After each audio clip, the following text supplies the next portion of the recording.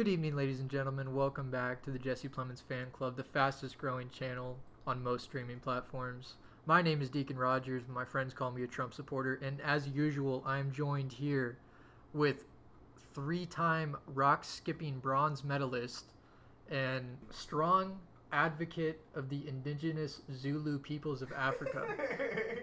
We have none other than White Thunder. How you doing, Cody? Oh, just been doing my thing with the indigenous people lately, feeding them, giving them what they need. A lot of aid down there, but, that's about how it goes. But we're working on it.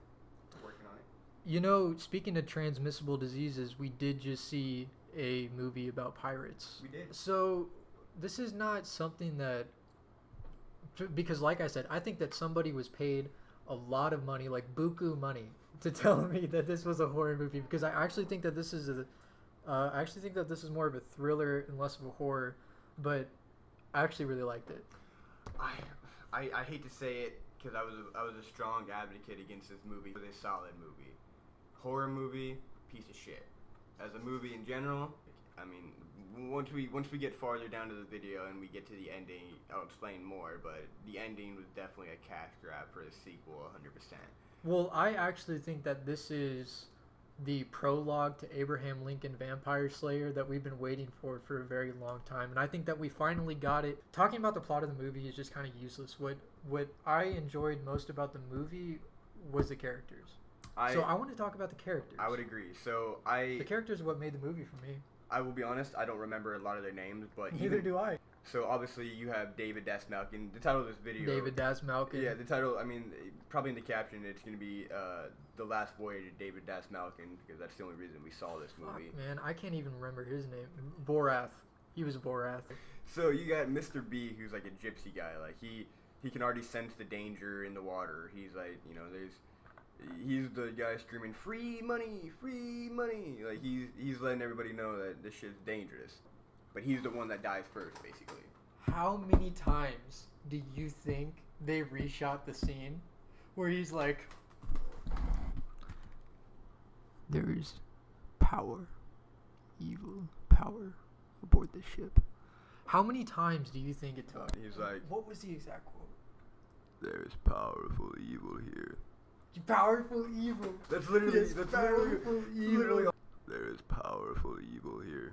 And I think that line actually kind of made the movie for me, because I know that we both cracked up when we heard that, because, I mean, like, seriously, how many times did he have to sit there until they got the perfect one? Because because let's not be mistaken about it. There are probably a bunch of people that went to go see this movie because of that line. That was well done, paycheck worthy, Oscar worthy. I'm gonna nominate for him, but 100%. I don't even know who the actor is, but we'll find it. Powerful evil. Powerful evil. But going into characters, I have to say I'm gonna start with the one I did not like, was the little boy, Peter, or what was it, Tony? Hey, no.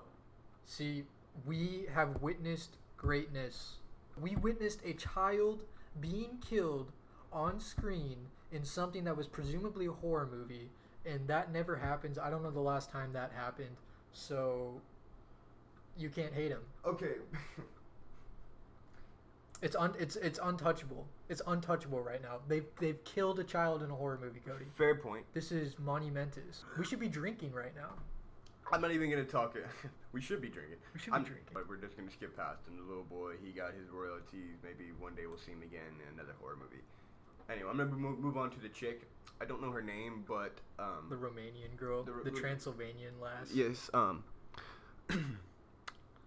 No fucking chance, dude. There's no way. Miss Transylvania. Fucking I know you burned in the river, after Dracula bit you and all that. My shield fades me from this bullshit. You burned in a fiery embrace by God himself, and you may never walk this earth again, but in due time, I shall hold you, and I shall take your pains away from that fine Romanian ass you have. So just let me know. Really? She was covered in dirt, dude. She had maggots in her. I mean, for body. like 75% of the movie, yeah. I really like the captain. I did too. I think that the best. Okay. Unironically, obviously, this is the review of The Last Voyage of David Dastmalchin, but for me, I think that David Dastmalchin was the best character in this movie. I think that his devotion to the ship and his devotion to his duty, so much to the point where he's the last one to kind of accept that there are things going on because he has a duty to the ship, and his sense of duty shields him from evil pretty much. He's a so straight... I think that he's the best character. He was going down with the ship no matter what. He never planned on going away. I know, dude, that made me sad. I was like, yes. He never planned on leaving the ship. So the movie was very dark, and I kind of didn't like that because I couldn't see what was happening for most of the movie. But in the opening scene of the movie where they're in Bulgaria and they meet, they took the assets from Assassin's Creed Origins and they put it on a fucking green screen. Yeah, they did. Because I'm literally sitting there watching the movie. I'm like, that is Memphis. Yeah, dude. I was sitting there. I was like, I walked through that field before. That is literally fucking Thebes, bro. That is the field of reeds, bro. Yeah, I've the way they did the lighting when there was lighting, I did like. Yeah. Like, it was a very dark movie, but I think they did that to emphasis on the point that, like, it's kind their of like, lighting was fucking phenomenal. It's kind of like what they did in the Boogeyman in the sense where it's like you can't... He's a CGI creature. You can't show him in broad daylight. The best they did was in the fog when the chef ran away. That's the best. That they did. That was phenomenal. I did enjoy that. Like, and what I enjoyed also is, you know, I guess this is another character, Dracula himself. He's the ruler, so he's coming to England because he's already had his fill of Transylvania. Oh, I see. But I like it that he's smart. You know, you can see it. You can see it when he grinned. You can see it when he starts knocking. He listened. He paid attention. He knows. He tormented his victims, but he also did not let anybody escape alive. As long so he could help it. Like, he was vicious. He was vindictive, and he was cunning.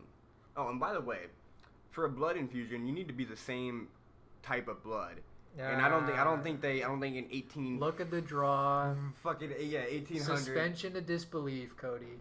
Movie magic, Suspension of disbelief. I was expecting this dude to be like, I'm the next Van Helsing, because he thought he could hunt down this monster. He thought he knew everything about this monster. It's crazy. On what authority? On whose authority is he taking this upon himself? Yeah, like, it's crazy.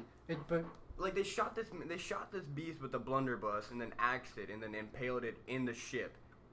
And the dude, the beast walked away, picked up some fucking new outfits and a top hat with a cane. That's because they didn't even end it. They ran away.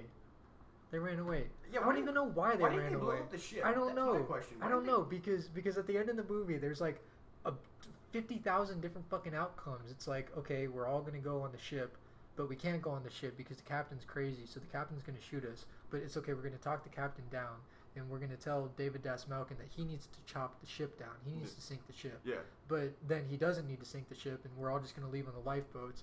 But then she's going to stand guard and draw him out, and they're going to go in the crow's nest, and the captain is going to stay down. Yeah, but then the captain's going to come up, and the captain is going to take the boat out to this. I'm like, this is so much spaghetti, bro. And don't forget, there's just absolute spaghetti story. I'm like, what the fuck is happening? While Miss Miss White Thunder is waiting, you know, for fucking Dracula to come. They're up in the crow's perch, you know, waiting, probably 100 feet up, in pitch black with blunderbusses that have no aim, no sights. You're fucking praying to hit something, and you're trying to hit a beast that can move at light speed, that can swoop you out of the air. Like, hey, and I just want to say everything that we just said happened in the last 30 minutes of the movie, and they still managed to find a way to not complete their story. I'm like, what the fuck is going on, bro? It must really be a DreamWorks movie. Well, it was a weird premise for a movie. I'm not sure who asked for this movie. I'm not sure who wrote it, who pitched it, but it had a lot of charm and I liked it. I think that it's weird that a vampire shipped himself and his baby mama on a ship full of dirt to London so he can feed on more people. Suspension of disbelief. Let's rate it out of leopard pelts. Out of leopard pelts, okay. Or actually, no, I'll do you one better. Let's do cheetah yoga pants. Cheetah yoga pants. Out of 10 cheetah yoga pantses. Okay. So out of cheetah pants, I'm going to give it, yoga cheetah pants, I'm going to give it about probably my highest rating so far. I'll give it an 8. 8? I think so. 8 cheetah yoga pants? 8 cheetah yoga pants. As a horror movie, it's grade A shit. but as a movie altogether, it's an 8.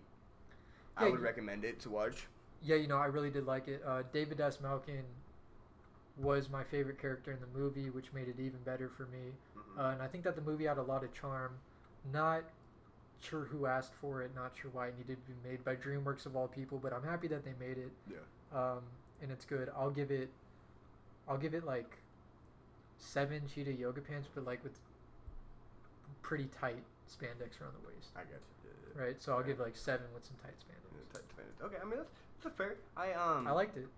Compared to Antlers, as always, you can't do nothing about it. It's as a horror movie, it beats it. As a movie altogether, it's Oscar worthy. Antler, I will always recommend you go see that. It's actually on HBO Max and I believe Hulu, so go watch that at home and enjoy the grace and pleasure of Jessie Plemmons. This has been the Jessie Plemmons podcast, and this is us. Fastest growing channel. Okay, no.